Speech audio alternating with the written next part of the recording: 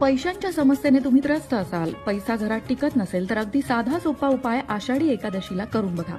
आषाढी एकादशीच्या दिवशी तांब्याचा एक कलश घ्या, त्यामध्ये शुद्ध पाणी भरा आणि त्यात तुळशीची 4 पानं टाका. हे पाणी दिवसभर त्या तांब्याच्या कलशामध्ये तसंच राहू द्या आणि दुसऱ्या दिवशी हे पाणी घरात सगळीकडे शिंपडा, सगळ्या कोपऱ्यांमध्ये शिंपडा. त्यामुळे घरातली नकारात्मक ऊर्जा निघून जाते, घरातल्यांच्या प्रगतीमध्ये येणारे अडथळे दूर होतात, घरात पैसा येतो आणि टिकतो, माता लक्ष्मीची कृपा होते. हा एक ज्योतिषशास्त्रीय उपाय आहे.